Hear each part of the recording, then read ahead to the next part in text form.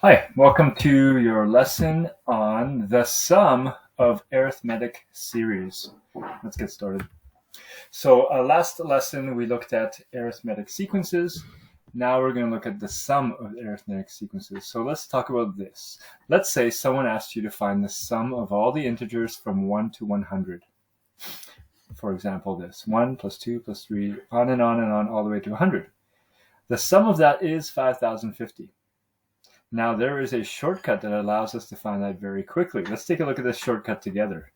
The shortcut goes like this. We know if we add 1 plus 100, so the first number and the last number, we get 101.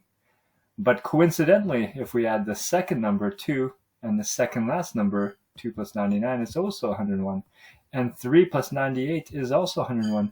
So guess what? All the way along, every pairing of numbers should give you 101. So what should the two blanks be right here?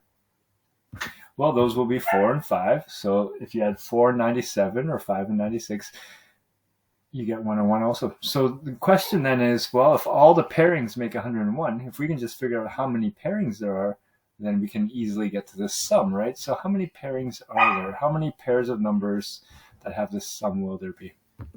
We can find that simply by taking 100, all 100 numbers, and dividing by 2, because when you pair them off, you have half the number of pairs, so it's 50. So we have 50 pairs of numbers that add up to 101. Okay, this idea, and we'll finish this off in just a moment, but this idea comes from Carl Friedrich Gauss, a famous mathematician, astronomer, often called the Prince of Mathematicians. He made amazing contributions in number theory, algebra, statistics, analysis, differential geometry, electrostatics, astronomy, optics, and more.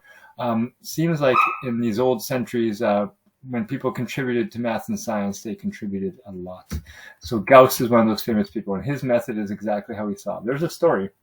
When he was just a young boy at school, his teacher asked him to do exactly what we just saw, add up the numbers from 1 to 100.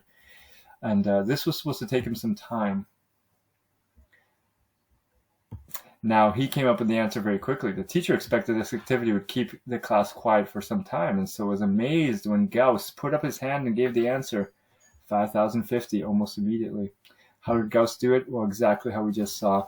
And Gauss is quite famous because of the contributions he's made. This is him on an old German monetary note, the 10 Deutschmark note. And here is his method, right, shown again that we saw 1 plus 100. So U1, the first term, plus the last term, UN, equals 101, and so on, and so on, and so on, all the pairs of 101. So let's finish it off.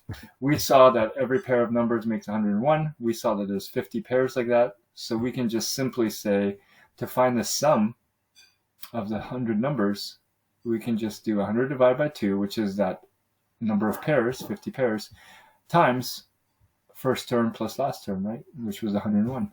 So 50 times 101, and that is 5,050. There's our answer. We've confirmed it. It works. But this, we did all this to see if we can generalize a rule. So what's the general rule then? From this idea, what we did here, can you write a general rule for finding the sum of terms in any arithmetic sequence? Because this was an arithmetic sequence, 1, 2, 3, 4, 5. Those numbers make an arithmetic sequence. What's the general rule? Can you rewrite basically this rule we saw here using U1, UN, and N? All right, so here's what it is. Here's the U1, here's the UN, here's N. We've written the general rule. What we do to find the sum of terms is we take the first term, like here, plus the last term, UN, here, and we multiply by n over 2, the number of terms divided by 2, in order to create those pairs. So there's our general rule, came from this idea here. Let's use that general rule for finding sums of arithmetic sequences in some problems now. So let's use the rule. Here is another sequence. Is it arithmetic? Yes, it is, and the d value is 2, right? So we can use this rule then, because this is arithmetic. So find the sum of all these numbers using this rule. Here's how we do it. We do sum of 16. If you looked at this and you figure out how many terms it is, it's 16. But that's not, that's necessary here. So how would we do that? We can see that 32, and we can plug it into the UN rule, the general rule we have for UN, and you can figure out it's 16 terms. 16 terms divided by 2, That gives us how many pairs we have here, and then the first term plus the last term, and we get 272. If this idea of where the 16 came from is still a little confusing from this example, don't worry. In the next examples, we'll show exactly how to calculate that, so you won't be left wondering. But here, we can see the sum. Okay, so let's summarize all that in a couple of statements to find an arithmetic series. By the way, a series is like a sequence, except we're adding all the terms in it. So that's the difference between series and sequence. So the sum of some number of terms of the first n terms of an arithmetic sequence can be calculated using the formula we just came up with.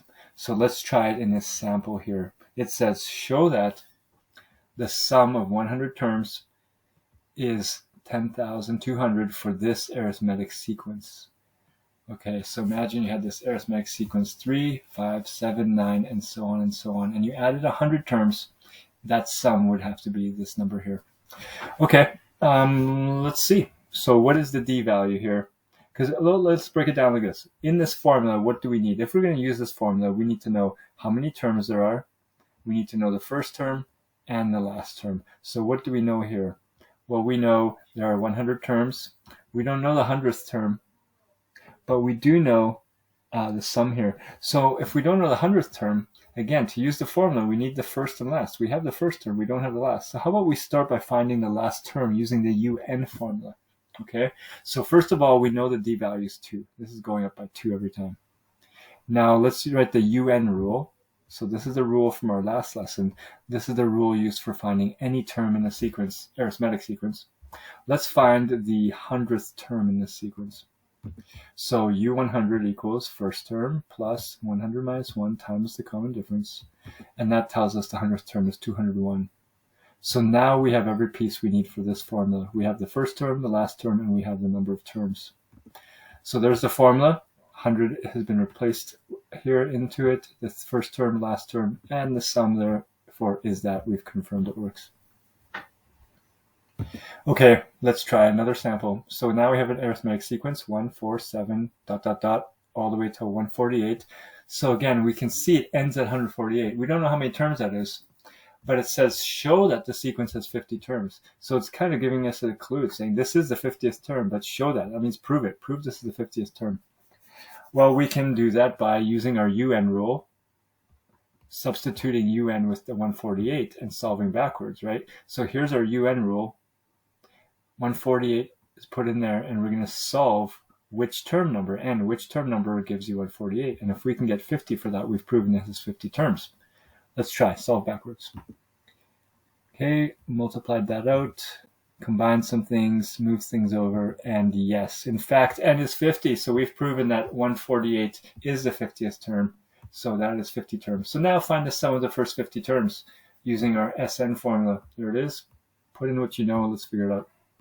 Okay, so 50 goes in. First term 1, last term 148. Solving that, it does work out to 3,725. Okay, same kind of problems, a few more here. Calculate the sum of the first 20 terms of this series here. So you can see, and it goes ... Okay, so it's going to continue forever, but it wants the sum of the first 20 terms. So again, if you're going to use the sum formula, you're going to need to know what the 20th term is. Because in the sum formula, you need the first and the last in terms of what you're finding the sum of. So here's the UN rule. U1, here's the common difference, because these are going down by 3 every time. So find the 20th one. U20 solving is 3. Okay, and now that you have the 20th term and the first term, you can use the sum formula, put everything you need in it, and solve for your sum of 20 right here. Okay, same idea. We have another arithmetic sequence, -10, -6, -1. Actually, it's a series because there's plus signs here, so this is a series now. And you can see it continues. We don't know how long it continues, but it ends with the number 90.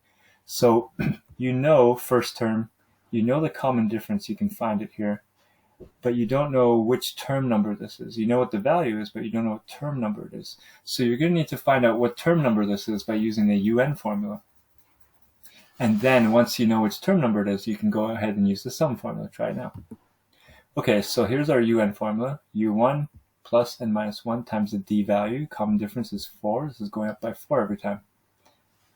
Put 90 into there in order to find out which term number this is. So 90 goes in here, and we're going to find out the term number. Solving backwards, you get 26. Okay, that's 26. You can think of this as adding 10 here to get 100, dividing by 4 to get 25, and then solving for n. Now that you know that, you can use the sum formula. So 26 terms, first term, the 26th term. Figure it out, 1040. All right, one more like that.